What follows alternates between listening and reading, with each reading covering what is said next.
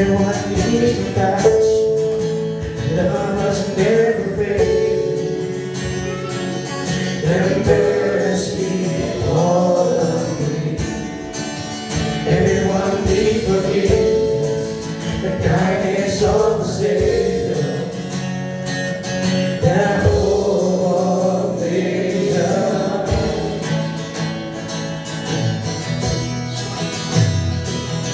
Savior, He can move the mountain.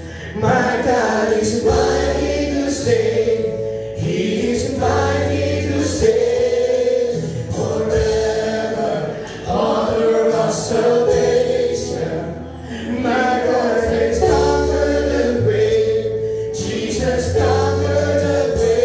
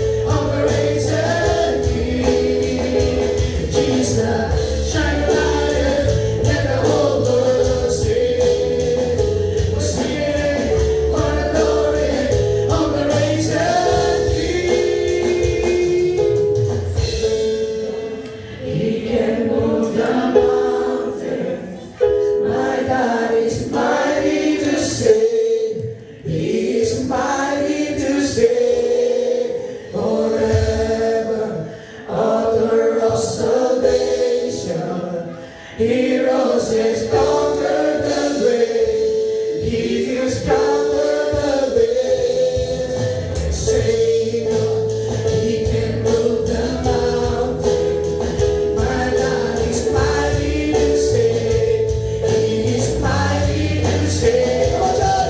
Forever, author of salvation. My God has conquered the grave. Jesus conquered the grave.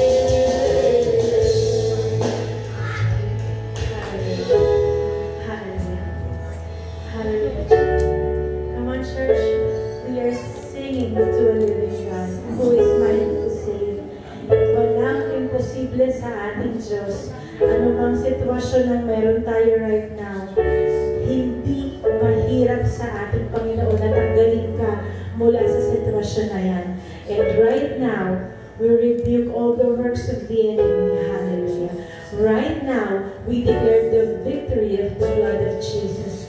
Right now, we declare the saving power of Jesus Christ, our Savior. Hallelujah. Without the instruments, come on, church, let us sing one more time. Savior, He can move the mountains.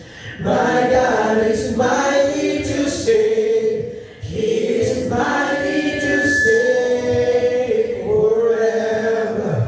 Author of salvation. He rose and conquered the grave. Jesus conquered the grave. Buhay ang Diyos ang sinasamba natin. He has conquered the grave. Come on, church. Ibigay mo ang pinakamataas na palakpak, ang pinakamataas na parangal, ang pinakamataas na tuloy na nararapat lamang sa Diyos na buhay. Hallelujah, Jesus. Hallelujah. Welcome, Ruach HaKodesh. Let your spirit move and manifest in this place, oh God. Hallelujah.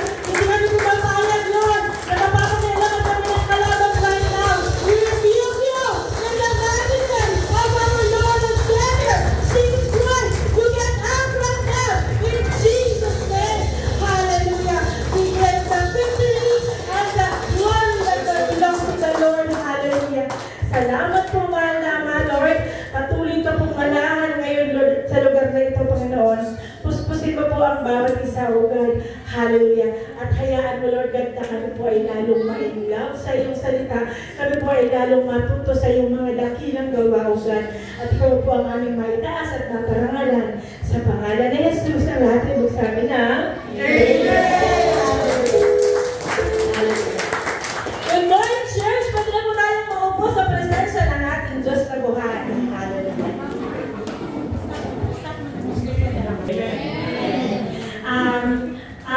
Nakakatuwa po talaga, nakaka-bless kasi po, makikita mo po na, kasi karaniwan naman, no, bilang tao po, pag malakas ang ulan, sabi mo, delikado kasi sa labas, madulas ako mamaya, di ba? Mahirap na. O kaya, walang masakyan kasi, di ba? At saka sa totoo lang, ngayon lang ako matutulog, mamamaya. Ang sarap matulog hanggang alas 12, kakano na lang ako pagising. Pero praise God po, nasa buhay po natin, hindi po na naigamit. Patuloy po sa Panginoon sa buhay ng bawat isang natin ito. Hallelujah. Ano po ang masasabi niyo sa litratong nasa harapan ninyo ngayon? Last Supper, maaari. Ako. Alam niyo po ba na sa panahon ng Panginoon, ganyan sila kumain? Sila po ay nakaupo at ganon. Hindi po siya yung nakaupo na kumakain kagaya natin. Sila po yung nakalin sa table. Tapos po, akala po kamay po ganyan lang ng ganyan. Ganon po, ganon sila. So, sabi po sa verse, Luke 22, verse 27, for who is greater, he who sits at the table or he who serves? Is it not he who sits at the table? Yet, I am among you as the one who serves. Sa Tagalog po, sino ba ang higit na nakakataas? Ang nakadulog sa hapag o ang naglilingkod? Hindi ba ang nakadulog sa hapag? Ngunit ako'y kasama ninyo bilang isang naglilingkod. Sinabi ng Panginoon, sino ba talaga ang mas nakakataas? Kasi kung titignan natin ang litrato na ito, merong mga servants po dyan eh. sabihin, ang mga nakaupo po, yan po yung nakakataas kasi sila yung nakaupo. At ang nakabababa po ay yung mga naglilingkod. Pero, ang sabi ng Panginoong Isos, siya ay kasama natin na naglilingkod. Amen. Kapag, yan po, mas malinaw na depiction kung paano po sila nakaganon. Alam, parang nakakamawi po talaga sa ano. Ray, kamusta na? Nakakamawi po, kasi palitan mo naman para hindi nakakamawi. So, ganyan po sila, ano? So, sino ba ang dapat nating paglingkuran? Amen? Tayo po muna ay manalangin. Hallelujah. Panginoong Diyos na mga pangyarihan sa lahat, kami po ay nagpapasalamat, O God, sa kadakilang mong gawa, Panginoon, O God. Nagpapasalamat po kami, Lord, na kami pong mga makasalanan na nandito ngayon, O God, ay may karapatan, Lord God, na magpatuloy at makipagniig sa iyo sa pamamagitan ng dugo ng iyong anak na si Jesus. Ama, right now, hinihiling po namin, O God, na buksan mo po ang aming mga isip. Buksan mo po ang aming mga puso, O God. Mangusap ka po sa bawat isa, Lord God, na nandito ngayon, Lord God. At hayaan mo, Panginoon, Lord God, na ang mensahe mo para sa bawat isa, Lord God, ay tumimo sa aming mga puso, O God, para sa iyong kalwalhatian. Ano man po ang ginagawa ng kalaban, O God, para hatang ito, ay binawasan namin sa mga pangyarihang pangalan ni Jesus. We rebuke you, Satan, in Jesus' mighty name. And we claim the victory of the blood. For we are the sons and daughters of the Most High. We are the children of God and we are righteous through Jesus Christ, our Lord and Savior. Salamat po, mahal na Ama, sa iyo po ang parangal at papuri. Sa pangalan ni Jesus, ang lahat ay magsabi na Amen. Ang salita pong paglilingkod ay hango sa Greek na diakoneo o sa Hebrew po na sharat. Ang parehas pong ibig sabihin yan ay paglingkod, to serve or to minister. So, ang sabi po dito, sumagot si Jesus, nasusulat, ang Panginoon mong Diyos ang dapat mong sambahin. At siya lamang ang dapat mong paglingkuran. Ito po yung tinetempt si Jesus ni Satan. Amen? So, sino ang dapat natin paglingkuran? Ang Diyos mabuhay. Sino ang tinawag ng Panginoon upang maglingkod sa Kanya? Ang sabi po in Ephesians chapter 2 verse 10, for we are His workmanship created in Christ Jesus for good works or for service, which God prepared beforehand. Bago ka pa ipananganak, bago ka pa nagawa sa sinapupunan ng iyong ina, alam na ng Panginoon kung sino ang mga taong maglilingkod sa Kanya. That we should walk in them. Kaya nga kapag pinanganak ka na, kailangan lakaran mo yung plano ng Panginoon na intilaga niya para sa iyo. Amen? So, narinig mo na po ba ang panawagan ng Panginoong maglingkod? Taas ang kamay kung sino po yung nakatanggap na ng panawagan sa Panginoon na maglingkod. Yung mayroong boses na nagsasabi sa iyo na maglingkod ka. Amen. Praise God. Narinig mo, praise God. Alam niyo po yun na, sino po ba dito ang taong ligtas? Ligtas sa Panginoong Yesus. I mean, ligtas dahil meron siyang Diyos sa buhay niya. Taas ang kamay? Amen. Na kung alam mo ligtas ka, definitely, may panawagan ka sa Panginoon. Amen. Kaya, and it is between you and the Lord eh. Mararamdaman mo yun. Alam ko, nahihiya lang magsabi yung iba. Kasi baka sabihin mo, feeling naman ako, tinawag ako ni Lord. Eh, hindi naman ako magamit-gamit sa church, no? So, meron ka na po bang pangakong binitawan sa Panginoon na kapag, Lord, ginawa mo sa buhay ko, promise, paglilingkuran kita. Kapag, Lord, na pinagkaloob mo si Crush sa akin, promise, Lord, hindi ako mag-a-absent sa church.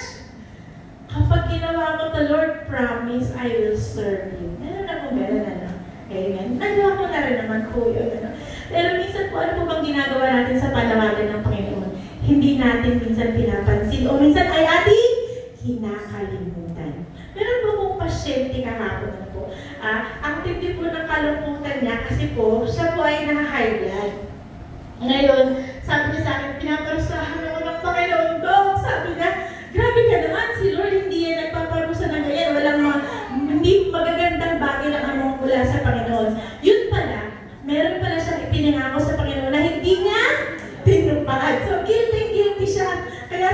niya pinaparusahan. Sabi ko, may time ka pa. Pwede mo pang gawin ang panawagan na yun, ang pangako na yun. Ano? Alam niyo po ako na natutunan ko the hard way on how to serve the Lord. Limang taon pa lang po yung aking anak noon, yung pangalawang anak ko noon. Mayroon pala po akong panawagan, pero po, ayaw ko. Ayaw ko kasi po, parang gusto ni Lord mag-serve ako sa Kanya, tapos po, yung part ng araw ko sa pagtatrabaho, gusto niya ni Lord ibigay ko sa Kanya. Ayaw ko talaga kasi malaki yung mawawala sa akin. Sabi ko, hindi Lord, magta-tights na lang ako. Hindi Lord, magsisimba na lang ako. Huwag mo lang talaga mo lang ilagay dyan. Pero, dahil nga ang plano ng Panginoon, mangyayari. Ganun po ang Panginoon nagpapalo talaga siya, nagdidisiplina siya. Kapag may gusto siya, kunwari, pumupunta ako dito, para makita mo yung direction niya, minsan kailangan niya akong medyo tapikin para tumalis ka doon, pero medyo masakit. Noon pong panahon na yun, ang anak ko po nasa ospital na naman. Yan po yung madalas yung kinukwento dati na nasa end na po kami ng mga gamot na pwedeng ibigay. Bilang doktor, alam ko na wala nang susunod sa gamot.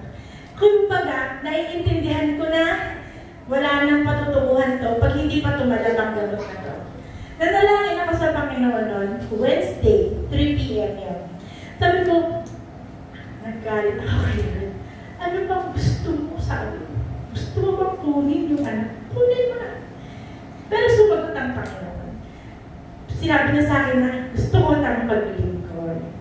Gusto ko tayong maglingkod. So, nung pumalig ako na maglingkod sa Panginoon, immediately po yung anak ko gumaling. Immediately po yung mararamdaman ako nawala.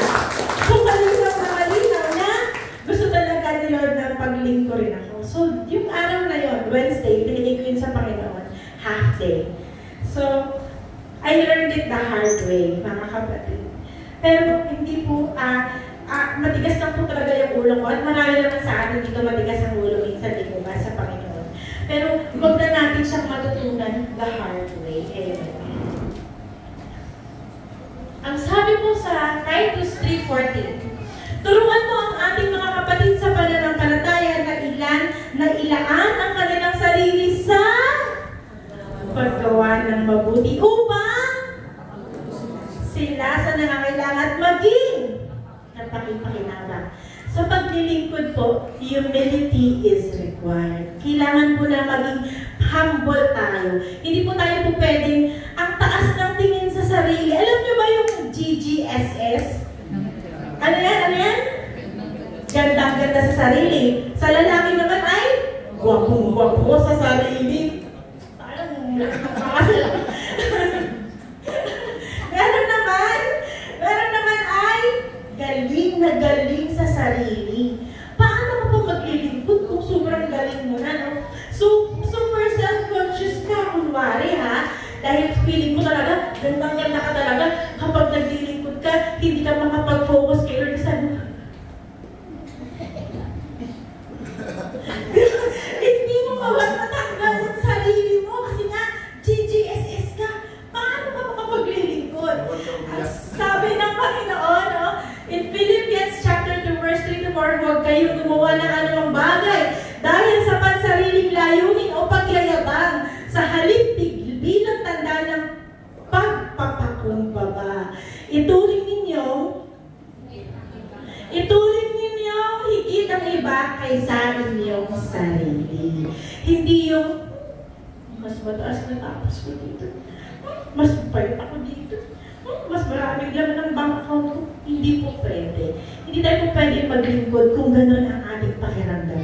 Yung pwedeng magwalis sa bahay na tayo nagwawalis sa church pa kaya. Yung pwede maghugas ng pinggan kasi sa bahay na asawa ko naghuhugas sa church pa kaya. Parang ganoon po, kailangan natin na may pagiging humble, may pagpapakumbaba. In Lucas chapter 14, verses 8-11, kagaya po nito, ano po, kapag inanyayahan ka sa isang kasalan, huwag kang uupo agad sa upuang pangtangal. Baka may inayayahang mas kilala kaysa sa iyo, baka lapitan ka ng nag-anyaya sa inyong dalawa at sabihin sa iyo, maaari bang ibigay mo ang upuang iyan mapapahiya ka at doon ka uupo sa pinakaabang upuan. Mabuti pa, kapag dinanyayahan ka, doon ka muna maupo sa pinakaabang upuhan, kapag lumapit sa iyo ang nag-aanyaya at ang kanyang sinabi, kaibigan, dito ka sa kabisera, mapaparangalan ka sa harap ng lahat ng mga panauhin, sapagkat ang nagmamataas ay bababa at ang nagpapakumbaba ay itataas. Hallelujah. Napakalaking tulong po at gabay ng mga salita ng Diyos sa atin. Amen. Sino na po ba nakaranas ng umupo sa presidential table? Hindi ka pala para doon. In-escort ka. Dito ka lang muna. Pero naranasan niyo na ba yung, hindi, dito na lang po ako. Ay, hindi. Tara dito. Dito ka sa taas. Upo ka di pala. Yun lang parangalan nga siya. Hindi siya napahiya kasi nga, doon muna siya umupo sa pinakamababa. Ganun rin po sa ating buhay. Ilagay natin yung ating sariling mas mababa sa iba. Huwag ka nang makipagsiksikan sa taas. Marami na sila dyan. Dito tayo sa baba. Dito tayo sa mga humble, mga maglilingkod. At doon nakatingin ang mata ng Panginoon. Humility is needed. Kailangan na laging mas mababa ang tingin na sarili kaysa sa iba. Meron po isang character sa Bible, no? Si Gideon po. Kilala niyo po si Gideon? Kilala po rin? Di po friend sa FB. Si Gideon, sino siya? Farmer? Ay, farmer. Si Gideon. Actually po, si Gideon po ay, di po ba sa Israel po siya, no? Siya po ay, nasa threshing floor po siya. Nagwawag-wag po siya ng wheat. Noon po, sabi po sa mga Hukom, chapter 6, verses 14 to 16, ito po, si Yahweh nagpakita sa kay Gideon. No? Si Gideon po, nagpakita si Yahweh, sabi ni Yahweh, lumakad ka, Gideon, at gamitin mo ang buong lakas mo upang iligtas ang Israel mula sa mga Midianita. Ako mismo ang nagsusugo sa iyo. Sumagot si Gideon, ngunit Panginoon, paano mo maililigtas ang Israel? Ang aking angkan ang pinakamahina sa lipi ng Manase at ako naman ang pinakahamak sa aming pamilya. Sinabi sa kanya ni Yahweh, makakaya mo ito sapagkat tutulungan kita. Matatalo ko ang mga Midianita ito na parang lumaban sa isang tao lamang. Amen. So, nakita niyo po yung tingin ni Gideon sa sarili niya. Siya daw ang pinaka-aba sa kanilang lahi. Minsan, ang hirap naman yung PPSS ka. PPSS? Pangit na pangit sa sarili. O kaya, hinang-hina sa sarili mo. Yung sobrang baba naman ng tingin na talaga naman wala ka ng pinuntahang lugar kasi feeling mo hindi ka karapat-dapat. Kunti naman ganun. Kailangan naman maging humble, pero hindi naman yung po pwedeng, ang pangit na ng tingin mo sa sarili mo. Amen? So, hindi mo pwedeng abang-aba yung tingin mo sa'yo, kaming mahihirap, wala kaming lugar sa mundo, hindi kami pwedeng makisalamu. Hindi mo pwedeng gano'n naman. Kasi paano ka naman gagamitin ni Lord kung masyado kang tumatanggi? Kagaya po ni Moses, po, sabi po sa Exodus chapter 4, sinabi ni Moses kay Yahweh,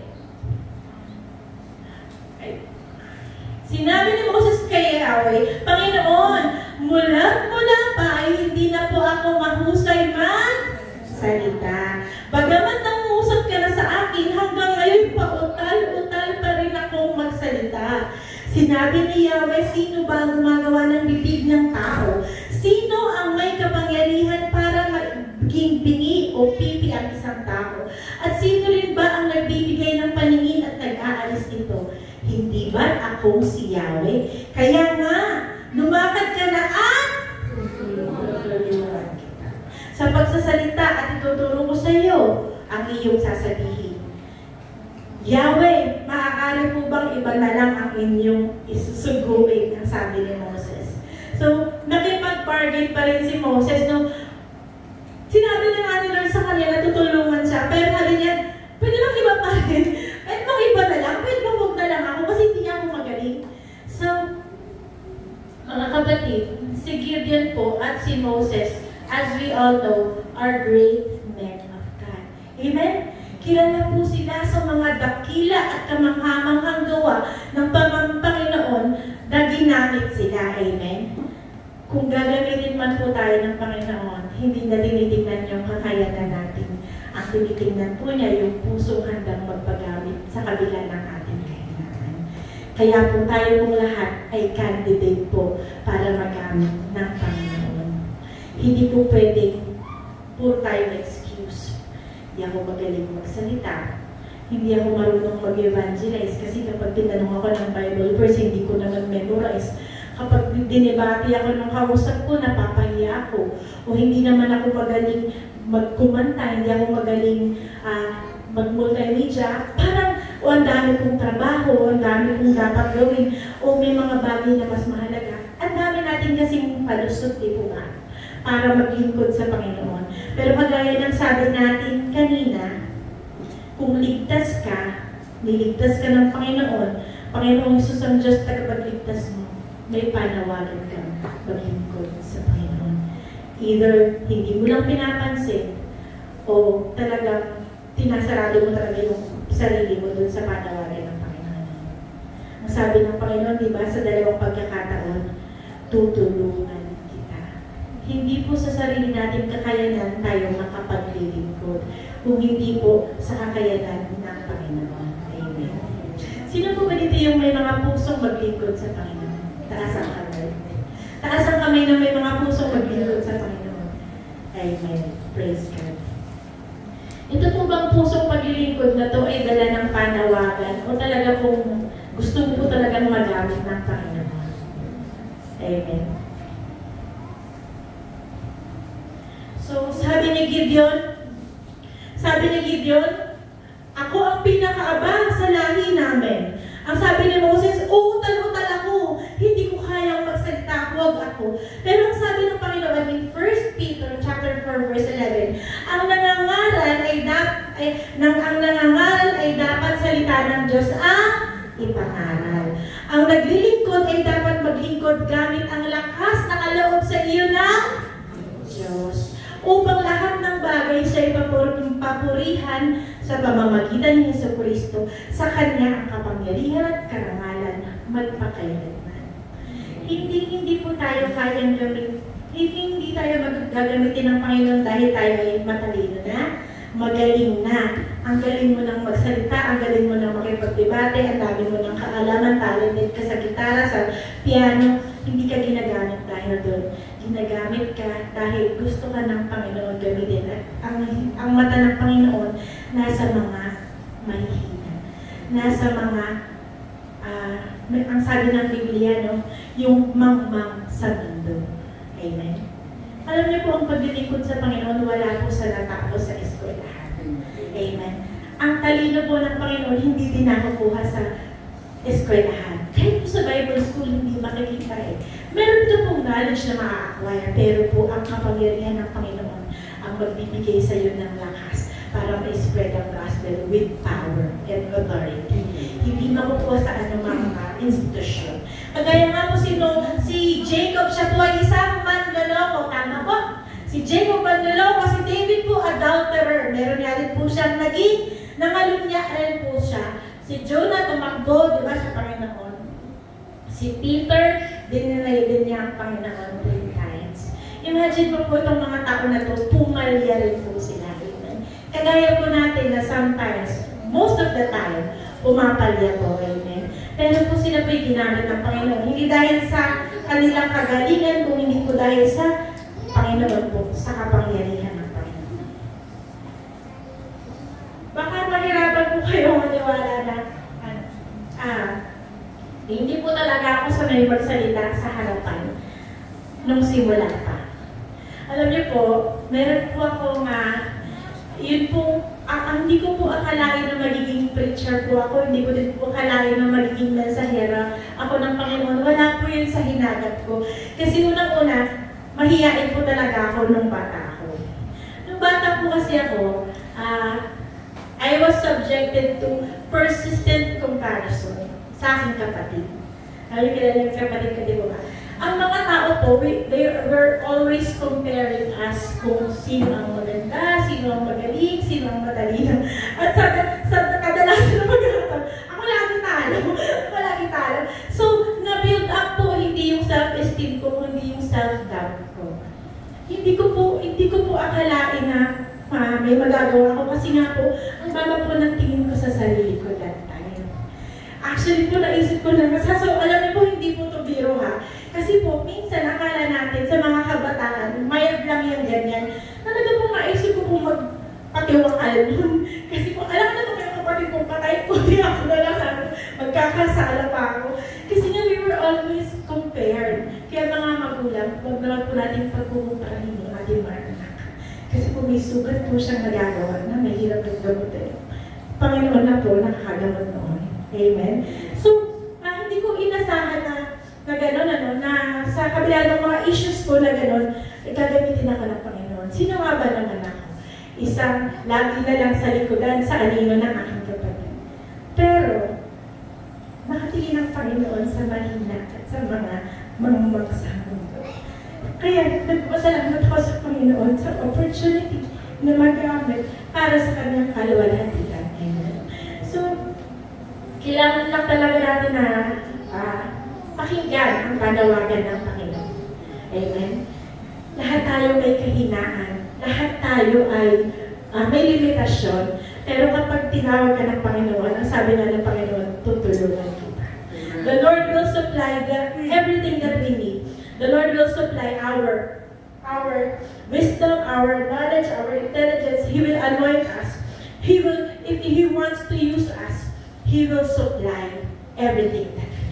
Hindi galing sa ating kakayanan, hindi galing sa ating pinag-aralan, kundi galing sa kapangyarihan ng Panginoon. Amen. So, sa paggamit ng Panginoon sa akin, doon po ko na-overcome yung weakness of comparison. Doon po siya nawala. Doon ko po naintindihan na ang mga tao ay ginawa ng Panginoon ayon sa kanyang kalooban at ang lahat ay unique at may kanya-kanyang katangian. Maaaring hindi ka ganito, hindi ka ganyan, pero hindi naman siya ganito, hindi ka ganyan.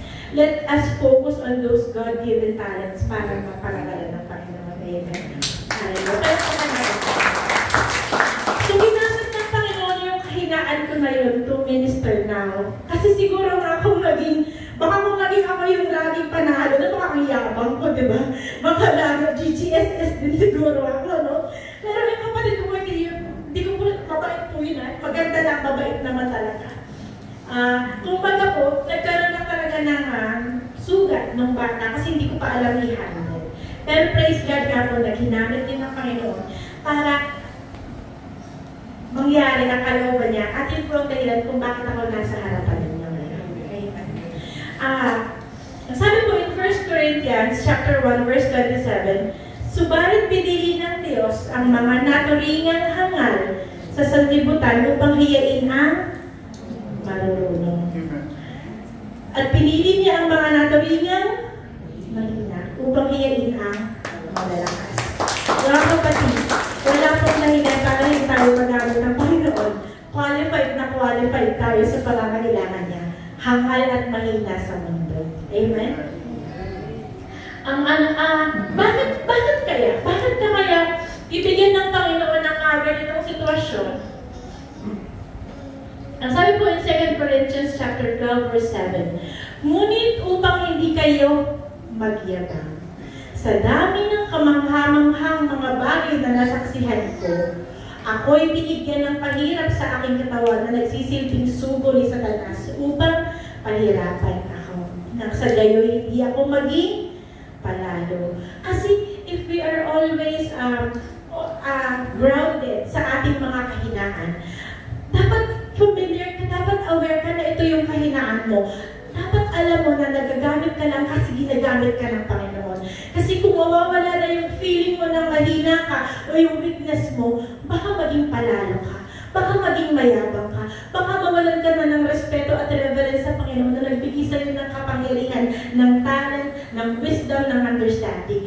Pero kung nandun pa rin yung papakiramdam na meron akong kahinaan talaga eh. Kaya kailangan may mag-ibang kahinaan sa atin to remind us all the time that we are nothing apart from the Lord. Amen? We are nothing apart from the Lord. Ang mahalaga lang po is yung will at ang blessing. Ang sabi nga po in Romans chapter 8, verse 28 to 30, and we know that in all things, God works for the good of those who love Him, who have been called according to His purpose. Ito po, sabi po for those God foreknew, kilala ka na ng Panginoon even before time. Bago ka magawa, manahan sa sinapupunan ng ina mo, kilala ka na. And those who foreknew, He also predestined. Itinalaga ka na niya. Kilala ka na niya, wala ka pa, binigyan ka niya na ng destiny. Amen? To be conformed to the image of His Son, that He might be the firstborn among many brothers and sisters. And those He predestined, He also called. Kung kilala ka na niya, dinestino ka na niya, tatawagin ka niya. Tatawagin ka niya for sure. And those He called, He justified also. Ang lahat ng tinawag ng Panginoon ay pinawalang sala. Pinawalang sala sa kapangyarihan ng dugo ng Panginoong Jesus. And when the right time comes, those who has been justified will also be glorified. You will receive glorious bodies. You will be glorified. After that, from the beginning to end, there is already a plan for you. You just need to walk in those plans. You just need to realize, huwag kang lumaban, huwag kang tumanggi sa panawagan ng Panginoon. Kasi nga, ang pagtanggi, mapapagewang-gewang ka lang. Kung ano bang masasama ang mararanasan mo, and then ang ending mo sa destiny rin ng Panginoon. Amen? So, huwag na tayong manlalaban sa Panginoon. Complete package na yan. Wala na tayong kailangan iba pa kundi si Lord. So now that we know all these things na po, you are foreknown, you are predestined, you are called, you are justified, and you are glorified. Ngayon alam na natin ang mga bagay na to. Alam natin na tayo ay ligtas. Dahil tayo ay pinili ng Panginoon sa simula pa lang ng panahon, and He has a great plan for each and everyone here. Bata man o matanda, malakas man o mahina, ano man ang estado ng buhay, He has a great plan for us here. Amen. Ang sabi po in Hebrews 19:14, higit ang nagagawa ng dugo ni Kristo sa pamamagitan ng walang hanggang Espiritu, inialay niya sa Diyos ang kanyang sarili bilang handog na walang kapintasan. Ang kanyang dugo ang lumingin sa ating mga budhi sa mga gawang walang kabuluhan. Ang dugo ng Panginoon ang lumingin sa ating budhi sa lahat ng gawang walang kabuluhan, upang tayo makapaglingkod sa Diyos ng buhay. So what is our motivation to serve? Ngayon alam mo, ligtas ka, alam mo, foreknown ka, predestined ka, called ka, justified ka, and you will be glorified. Now that you know those things, anong gagawin natin? Paano po natin i-internalize ang katotohanan na ito? The blood of Jesus will be our motivation to serve. The love of Christ that He did on the cross will be our motivation to serve. Jesus Christ is the ultimate example of a servant. Amen? Napaka-profound ng kanyang ipinakita para patunayan siya ay isang lingkod. Ang sabi nga po, di ba? Siya po ay kasama natin na naglilingkod. So kung hindi tayo naglilingkod, hindi natin siya kasama kasi ang Panginoon mismo ay naglilingkod. Maglilingkod ka, ano ang gamit mo? Sabi sa Galatians 5:13, mga kapatid, tinawag ko kayo upang maging malaya. Ngunit huwag naman ninyong gamitin ang inyong kalayaan upang masunod ang hilig ng inyong laman. Kung hindi, maglingkod kayo sa isa't isa sa diwa na pag-ibig. Mahal mo ba ang mga kapamilya mo sa Bride of Christ?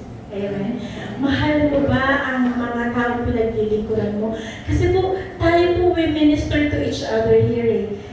Nung umalis po si Brother George, parang sabi ko sa asawa ko, parang may nawala sa parte ng puso ko. Kasi nga umalis siya, ganun pala, na parang ang pamilya kasi ang turing mo, may pagmamahal dun sa tao, dun sa kamiyembro, na parang nabawasan yung puso mo ng konti nung umalis siya. Pero alam naman natin na makikinig pa rin siya sa atin at kaisa pa rin yan.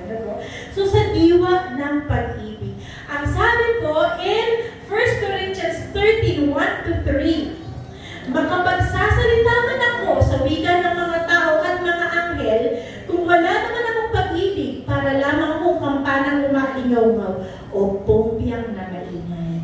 Kung ako man ay may kayang magsalita ng mensahe mula sa Diyos at umunawa sa lahat ng hiwaga, kung nasa akin man ang lahat ng kaalaman at lahat ng pananampalataya, ano pa't nakakapagpalipat ako ng mga bundok, ngunit wala naman ako pag-ibig. Wala akong kabuluhan. Mga kapatid, kung wala tayong pag-ibig, hindi natin kayang maglingkod. Maging sa Panginoon o sa ating mga mahal sa buhay, pag-ibig ang dahilan kung bakit tayo pwedeng maglingkod. At kung ipanigay ko man ang lahat ng aking mga ari-arian at ialay ang aking katawan upang sunugin, ngunit wala naman akong pag-ibig, wala pa rin akong mapapala. So, yung martyrdom na akala mo namatay ka for a cause pero hindi out of love, you won't get anything. That's nothing. Kasi nga, walang pag-ibig. In 1 Peter chapter 4, verse 7-18, the end of all things is near. Therefore, be alert and sober-minded so that you may pray. Above all, love each other deeply, because love covers a multitude of sins. Offer hospitality to one another without grumbling. Each of you should use whatever gift you have received to serve others as a faithful steward of God's grace in various form. Ang sabi ko, there is a manifold blessing from the manifold grace. Kunwari, mahusay kang kumanta, gamitin mo to minister others, it will glorify the Lord. Amen? Mahusay kang umiti, pwede kang mag-usher para magpasok ng mga tao, ay welcome na welcome ang pakiramdam nila. Kaya mong magsalita sa harapan to preach the word, i-preach mo yun, use it to minister. Kaya mong tumutog ng gitara, pumalo ng drums, kaya mong mag-multimedia, gamitin mo yun. Lahat ng, right now, I want you to think, ano ba ang regalo na ibinigay sa akin ng Panginoon? Isipin mo, meron ka na maisip kung anong regalo, kailangan mo siyang gamitin for the glory of the Lord. Huwag mong sayangin. Kasi tatanungin ka ng Panginoon, ano ang ginawa mo sa talento na ibinigay ko sa'yo sa regalo? Hindi ko po nagamit kasi nahiya po ako. Hindi yun acceptable sa Panginoon. Wala po itong age bracket ha. Wala po 40 may edad o sobrang bata. Lahat po ay po pwedeng magamit. Ang pangalangan po namin sa aming mga anak, sila po ay magamit mightily and boldly. Ganun po ang panalangin namin. Iniisip ko, paano na kayo magagamit yung mga anak ko mightily and boldly? Bata pa yun. Last week po kasi si RD po, nag-pray po siya dun sa opening prayer ng Kindle. So, sa simple pang bagay, uututo pa rin ng Panginoon ng panalangin natin. Kung may pinapanalangin natin, yun ba yung desire ng heart natin? Paano gagamitin tayo kung hindi naman natin ipinanalangin? Kung hindi naman naka-desire sa puso natin, kung hindi tayo naka-align kay Lord. In Matthew 20:28, sapagkat maging ang anak ng tao ay naparito, hindi upang paglingkuran, kundi upang maglingkod. At ialay ang kanyang buhay sa ikatutubos ng marami. This is the ultimate display of servanthood. This is the ultimate display of love. Ang pagpapakasakit ng Panginoon. Alam niyo po na-underestimate po natin ang pagpapakasakit ng Panginoon. Minsan po masyado na pong gasgas sa atin na, namatay lang talaga ang Panginoon sa akin. Praise the Lord, thank you. Pero alam niyo po ba, na kung makikita mo po yung kapangyarihan na meron ka dahil namatay ang Panginoon para sa iyo, kung makikita mo yung lugar na naligtas ka mula sa impyerno dahil sa pagpapakasakit ng Panginoon, magkakaroon ng whole new level yung relationship mo kay Lord. Kailangan lang natin internalize lagi, huwag natin i-take for granted. Amen? But it's never easy to serve the Lord. Amen? Meron po ba dito na hayahay na naglilingkod sa Panginoon? Walang struggle, walang pagsubok, walang mga humahadlang. Imposible yan. Minsan, kahit sa family mo, actually, doon na po unang magagaling ang position sa family mo. Kunwari, gusto kong mag-Bible study, gusto kong mag-serve kay Lord. Galing kami kasi sa, sa previous faith namin. Bawal mag-Bible study kasi nakakabaliw, di ba? Bawal po magbasa ng Biblia, kasi mawala ka sa sarili mo. So, ang opposition ang galing sa family talaga. Kasi nga, bawal nga eh. So, hindi madali. Isa pa po, kapag lumakad ka po, pumunta ka sa palengke, mag-evangelize ka, magsabi ka na, darating na si Lord, tanggapin mo si Jesus. Pagtatawanan ka lang, di ba? Maaari may re-respeto sa'yo, pero hindi naman naniniwala, tama? Kaya nga po, nakaka-bless yung mga taong sa bus, nangangaral. Kaya niyo po ba yun? Yung aakyat ka sa bus, tapos tatayo ka. Mga kapatid! Meron po ako magandang balita. Kaya niyo po ba yun? Ako po yung tinatanong-tanong yung sarili ko dyan. Ayoko po pala akong challenge, Lord. So, pati po yung sa palengke, di ba? Mga ngaral na po. Napakataas na panawagan mula sa Panginoon. Pero po pag naglingkod sa Panginoon, hindi naman po agad-agad may reward. Kapag naglingkod ka sa tao, meron agad reward, di ba? Kunwari, pinaglingkuran mo si Mayor, bibigyan ka niya agad ng tip di ba? Kunwari, pinaglingkuran mo si ganito, meron ka agad sweldo, o basta meron ka agad mapapala. Kapag naglingkod ka sa iba, pero sa Panginoon, hindi agad-agad ang reward. Amen? Talaga pong pagdadaanan mo muna, no? Sabi nga ng Panginoon in John 15:20-21, alalahanin ninyo, sinabi kong ito, walang aliping higit sa kanyang Panginoon. Kung ako'y inusig nila, uusigin din nila kayo. Persecution is what you will receive. Kasi sabi niya, bakit ka ba paiba-iba ng pananampalataya? Gulong-gulong ka ba? Gulong-gulong ka, hindi mo maintindihan, paiba-iba ka. Pero okay lang yun, kasi it won't be easy. Hindi encouragement talaga ang matatanggap mo. Kasi hindi pa nila naiintindihan kung ano yung ginto at kayamanan na tagpuan mo sa pananampalataya. Not about the religion, of course. Hindi ka pwedeng iligtas ng religion kahit sa religion ka pumasok, hindi ka maliligtas unless si Lord ang nasa puso mo. Unless biblical lahat ng mga pinapaniwalaan mo. That's the only way we can be saved. Hindi dahil sa bride of Christ tayo, ligtas tayo. Our hearts should be in tune with God. Sa kabila ng lahat ng mga pagsubok ng pag-uusig o anumang balakid, ang sabi ng Panginoon, therefore, my dear brothers and sisters, stand firm. Let nothing move you. Huwag kang papayanig. Huwag kang hawak mo hayaang may gigimbal sa'yo. Always, always, not sometimes, not at times, always give yourselves fully to the work of the Lord, because you know that your labor in the Lord is not in vain. Hindi po masasayang lahat ng pagpapagal ninyo, ang pagpunta ninyo ng maaga, ang pagpapray mo dito, ang pagme-minister mo sa mga kapatid mo, even maghawak ka lang ng tinapay at ng bread, nagme-minister ka. Even nagluluto ka ng lunch natin o naglilinis ka ng church, may reward ka kay Lord. Antayin mo lang. Kasi hindi nga siya mabilis. Hindi siya instant.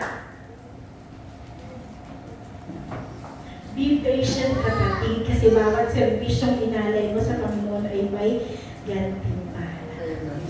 Hallelujah. In John 12:26, ang naghahangad na maglingkod sa akin ay dapat sumunod sa akin. At saan man ako naroroon ay naroroon din siya. Pararangalan ng Ama ang sino mang naglilingkod sa amin. The Father will reward you if you are serving Jesus Christ, our Lord and Savior. You are guaranteed a reward. an honor, a recognition from the Father. Alam niyo po yung tatawagin tayo sa school kasi may recognition ng mga bata. Ang sarap ng feeling, di ba? Proud na proud ang mga parents. Imagine mo, pag pinatawag ka na ni Lord to give you honor and recognition, what could be best? Yung nagsasabit ng corona at medalya sa'yo, si Lord. Amen? Kaya nga, do not be dismayed, huwag kang magpapatina. Because you have the reward. You will be honored and you will be recognized. In Colossians 3:24, sapagkat si Kristo, ang Panginoong pinaglilingkuran ninyo. At alalahanin ninyo, pagkakalooban kayo ng Panginoon na gantimpalang inilaan para sa inyo. There is a reward. There are multiple of rewards in the service that you give the Lord. Hindi masasayang lahat ng pagpapagal. Lahat yan ay naka-record. Gaano na kaya kahaba ang listahan ng service na naka-record kay Lord? Amen? O meron na kaya tayong listahan? May listahan na kaya tayo? In Malachi 3, verses 17 to 18, on that day when I act, this is the day of the Lord, says the Lord Almighty, they will be my treasured possessions. I will spare them just as the Father has compassion, spares his own Son who serves him. Kapag dating po ng judgment o ng paghuhukom ng Panginoon, the servants of the Lord will be spared from him. And you will again see the distinction between the righteous and the wicked. And you will again see the distinction between those who serve God and those who do not. Sa araw ngayon, makikita mo ang malaking pagkakaiba ng taong naglingkod sa Panginoon at ng taong hindi. But when that time comes, huli na para gustuhin mo pang maglingkod sa Panginoon. Sana naglingkod ako? Tapos na. Recognition and honor has already been given to those who deserve. Kaya kapatid, huwag ka nang magsayang ng oras to serve the Lord. Ang anumang talento mo, ibigay mo na ng buong-buo. Amen sa Panginoon. And also, in Matthew 25:21, the Lord said we will rule and reign with Christ. And about his Lord said to him, well done, good and faithful servant. You were faithful over a few things. I will make you ruler over many things. Enter into the joy of your Lord. There will come a time that Christ will reign for 1,000 years here on earth. And you will be reigning with Christ. Magiging mapamumuno ka sa millennial kingdom ng Panginoon if you are a good and faithful servant. Hallelujah. Napakarami pong pangako ng maging tagapaglingkod ng Panginoon. Amen? So, hindi ba na masama na humble ka, na ito ay mahina, na ito ay nabelonging sa mga mangmang sa lipunan o mga mahihina sa mga lipunan. Walang problema. In due time. In due time, the Lord will lift you kasi nagpakababa tayo sa paglilingkod sa Panginoon. Amen? Meron pa pong isang napakagandang pangako ang Panginoon sa mga maglilingkod sa Kanya.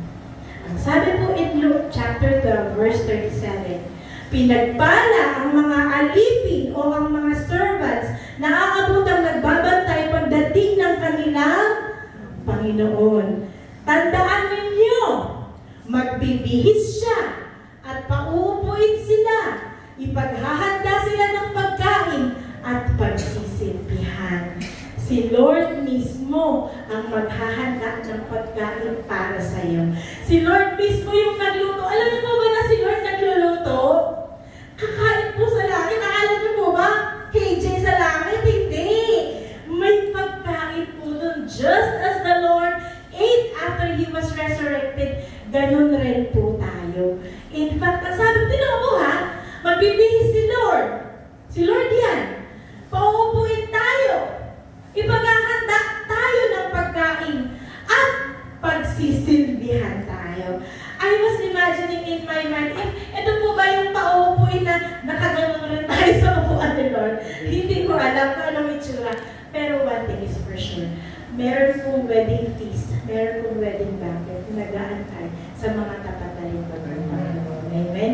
Isa po ba tayo sa mga nag-imbitahan nito? Isa po ba tayo sa lingkod ng Panginoon?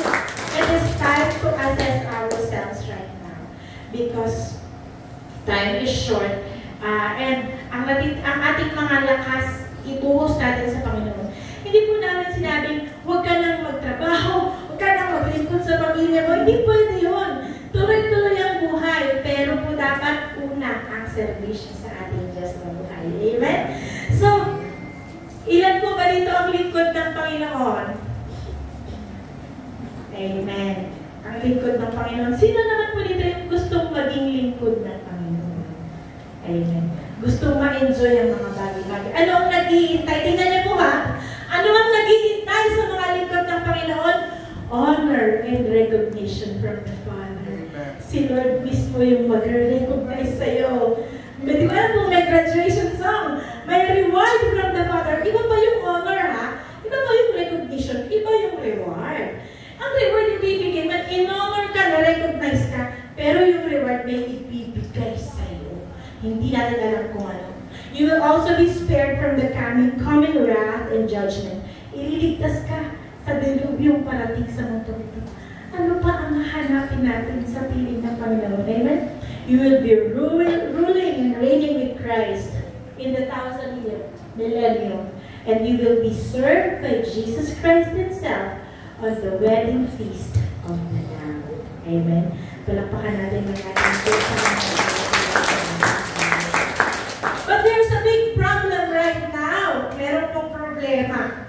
Ang sabi ni Matthew 9:36-38, nang makita niya ang napakaraming tao, nahabag siya sa kanila sapagkat sila'y litong-lito at hindi alam ang gagawin. Parang may tubang walang pastol. Kaya't sinabi niya sa kanyang mga alagad, napakaraming aanihin, ngunit kakaunti ang mag-aani. Idalangin ninyo sa may-ari ng aanihin na magpadala ng mga mag-aani. Ang dami po talagang kaluluwang nag-aantay ng good news. Ang problem po, konti na po talaga yung nag-commit sa Panginoon. Hindi mo kailangan, kung missionary ang calling mo, pupunta ka sa bundok o sa ibang lugar, wala naman problema. Pero hindi mo po kailangan umalis sa comfort zone mo para magamit ka ng Panginoon. Bakit? Kagaya ni Brother Mike. Si Brother Mike Velarde. Si Brother Mike de la Vega. Si Brother Mike de la Vega. Nakadalawa na po siya ng invite sa church namin. Si Brother George at si Brother Christian. Hindi mo kailangan umalis sa comfort zone mo para makapagdala ng kaluluwa o makapag-invite sa Panginoon. Bagamat mga born again naman na sila, pero nandoon po yung paggawa sa lugar mo. Kung nasaan ka nilagay ng Panginoon, doon ka tinawag. Hindi mo kailangan lalabas ka ng palengke. Kung yun ang calling mo, okay lang. Pero kung sa trabaho mo, sa amo mo, sa office mo, lahat yan, avenue mo for sharing the gospel of the Lord. Kagaya din po sa clinic po, avenue ko rin po yan sa pag-share ng gospel. Marami rin po akong nai-invite na mga umangaten sa atin. In fact, si Mami Levi po, sa church po kami nagka-tugma. Naghahanap siya ng church din po. Tapos ever since nga po yan, from day 1 na po, mag-1 year na rin po si Mami Levi. Patuloy rin po siya talaga. Papuri sa Diyos sa buhay ko ng ating mga kapatid. So, napaka-konti ang nag-aani, konti ang mga workers ng Panginoon. Ano po ba yung mga pwede natin gawin dito sa church? Alam niyo po, tayo po ay mag-expand na talaga. God willing, this week po, mag-immobilize na tayo ni Lord. Lalaki na tayo. Lalo na po natin kailangan ng ushers. Yun pong mga smiling face na very approachable, na mag-welcome ako. Si RG ba yan? Smiling face. O si Jing! Si Jing! O, di ba kaya na calling din, no? Joke lang, Jing, ha? So, kailangan natin yan. Kailangan natin ng, dahil po, ngayon po konti lang ang bata kasi umuulan. Pero po pag full pack tayo, alam naman ninyo, overpowered po ang preacher sa mga bata. Kailangan natin ng Sunday school teachers. Kailangan natin ng food ministry. Kasi po kailangan meron din pong tumutulong. Kasi po pansin ninyo pag kailangan po talaga divided yung ating work. May nag-aasikaso ng ating pagkain. Kasi may nagluluto naman po. Pero sana yung merong in charge na kumpleto ba ang kutsara, plato, baso, nakakain pa lahat, tulungan po ninyo kami. Worship team, kailangan po natin ng isang set. Kasi po, ang ating worship team, linggo-linggo po sila tumutugtog. Maganda rin naman po na may pagkakataon din silang, nandyan din sila, at sila po ay nag-worship din po na hindi sila nag-minister. Para din po, nag-feed rin sila. Kasi nga po, divided yung kanila din attention. Documentation, pictures, social media, kailangan po namin ng mag-aasikaso ng Facebook. Hindi ko po talaga kaya, hindi ako techie na tao, kaya po hindi ko ma-upload yung pictures natin. So, yun po talaga. So, tulungan po ninyo kami. Kailangan natin ng preachers. Sabi nga po ng ating pastor, sa after anniversary po, magkakaroon tayo ng midweek. Diyan po mag-rise up yung mga po pwedeng mag-preach. Yung mga may calling, yung mga panawagan. Exhorters, kailangan ng marshals, yung mga lalaki na napapanatili ng kaayusan. Kailangan po yan. Are you being called? Ang sabi po in Isaiah chapter 6 verse 8, at narinig ko ang tinig ni Yahweh na nagsasabi, sino ang aking ipapadala? Sino ang magpapahayag para sa atin? Sumagot ako. Kayo po ang magsabi nito. Basahin mo ninyo. 1, 2, 3. Narito po ako. Ako ay inyong. One more time. Louder this time. 1, 2, 3. Narito po ako. Ako ay inyong. Willing po ba kayong magpunit sa panawagan ng Panginoon? Hallelujah. Hallelujah. In 2 Timothy chapter 1, verse in 2 Timothy chapter 1 verse 8 to 9. Therefore, brothers and sisters, do not be ashamed of the testimony of the Lord. Huwag nating ikahiya ang Panginoon, ang kanyang testimony, ang kanyang kadaki-dakilang gawa. Nor of me, his prisoner, o yung mga manggagawa ng Panginoon. But share with me in the suffering for the gospel, according to the power of God, who has saved us and called us with a holy calling. Not according to our works, but according to His own purpose and grace, which was given to us in Christ before time began. Ang ating pong mensahe ngayon ay pinamagatang holy calling. Are you willing to respond to the holy calling of the Lord? Tayo po lahat ay tumayo.